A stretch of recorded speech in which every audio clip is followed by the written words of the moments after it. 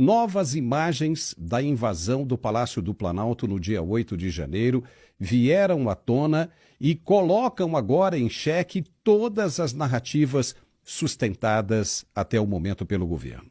Os registros mostram detalhes ainda não revelados da atuação de manifestantes, da reação das forças de segurança e da condução dos episódios dentro da sede do Executivo. O conteúdo que você vai ver agora reforça questionamentos sobre omissões, responsabilidades e eventuais manipulações políticas do episódio que marcou a história recente do país. A divulgação reacende o debate sobre transparência, responsabilização e o uso político dos fatos. Vamos dar uma olhada agora nessas novas imagens que começam a aparecer. Veja aí. Esse cara aqui, no meio de um dito golpe de Estado, resolve sacar dinheiro no caixa eletrônico. Exatamente. Ele sacou uma quantidade boa de dinheiro e aí a pergunta é, será que ele vai pagar alguém ou será que ele está recebendo por algum serviço? Esse é o invasor mais fácil de se identificar, pois é só ver o dia e a hora de quem sacou dinheiro desse caixa eletrônico. Com certeza é a conta dele, entre digitar uma senha ou colocar uma digital. Pessoa de interesse número 3. Esse homem, muito bem vestido por sinal, aparentemente não estava participando de nenhum ato ali dentro. Mas o que ele estava fazendo dentro do palácio e por que a presença dos invasores não o incomodou?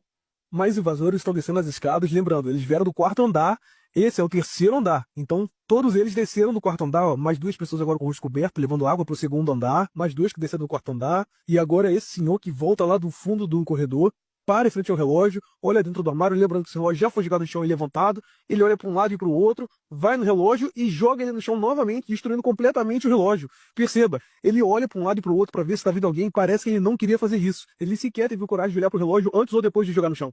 E olha quem aparece logo 30 segundos depois, a nossa pessoa de interesse número 3, com uma série de manifestantes atrás dele, eles param ali para conversar, e aí vem outro manifestante trazendo água, gelo, cumprimentado ali pelos seus colegas, enfim, ficam conversando ali no cantinho com a nossa pessoa de interesse número 3 por 4 minutos.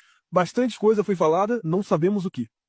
Agora a pessoa de interesse número 4, mais um jovem bem vestido, a paisana, digamos assim.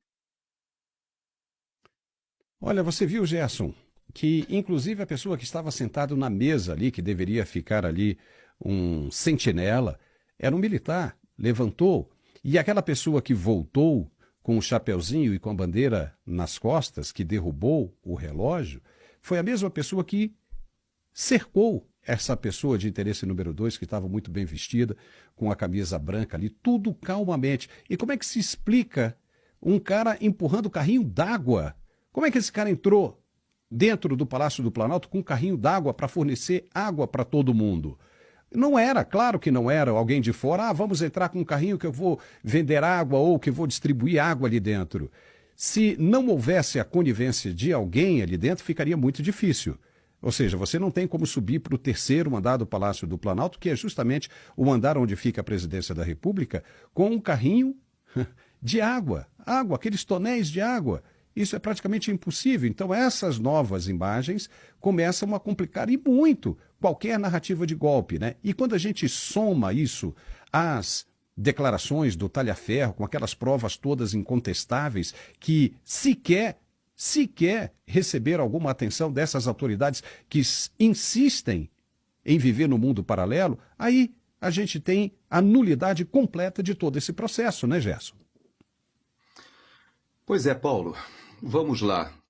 Quem me segue nas redes sociais, o pessoal que já me segue desde a Jovem Pan, sabe que durante a CPMI eu publiquei estas e outras imagens que agora voltam às redes sociais, e isso é uma das coisas boas da rede social, é que nós temos uma possibilidade de revisitar esse material, e já na época eu fazia as perguntas e eu montei uma espécie de matriz de sincronização. O que era essa matriz de sincronização? Porque essas imagens que nós vimos agora são imagens que, quando você olha o horário em que elas ocorreram, elas ocorrem num momento logo subsequente às imagens em que aparecem as pessoas que invadiram o Palácio do Planalto numa espécie de destacamento precursor. Mas a situação é bem pior, porque não somente aquele que saca ali, que poderia ter sido identificado com muita facilidade, mas também vários dos que estavam ali, o rapaz do relógio, por exemplo, ele já havia derrubado o relógio já havia sido recolocado. Há imagens de um terceiro que se dá o trabalho de consultar o celular e arrumar o ponteiro do relógio para colocar no horário que estava acontecendo as manifestações ali, mas o mais estranho é que essas pessoas entraram no Palácio do Planalto antes daqueles que saíram do acampamento escoltados pela polícia militar chegarem à Praça dos Três Poderes, receberem inclusive ali já uma contenção feita por helicóptero, granadas de gás lacrimogênio, granadas de efeito moral. E vários desses manifestantes que foram escoltados pela PM, revistados na altura da rodoviária, calmamente foram marchando, cantando com bandeirão. E quando chegam na Praça dos Três Poderes, vários deles, inclusive idosos, havia pessoas com familiares, crianças. Eu vou até revelar algo aqui no ar para você, já que você me provocou com essas imagens, Paulo, que pouca gente sabe, mas há um general que estava com a família no dia 8 ali naquele local e recebeu um tiro de munição de borracha na perna e saiu de lá ferido e teve que solicitar atendimento hospitalar, provavelmente, não sei se numa instalação do Exército ou do Hospital das Forças Armadas, mas um general. Por que ele estava lá com a família? Inclusive havia crianças, porque as pessoas estavam participando de um protesto no domingo subsequente do 1º de janeiro, que foi a data de posse do presidente Lula, quando a Polícia Militar solicitou que não houvesse nenhuma manifestação de protesto.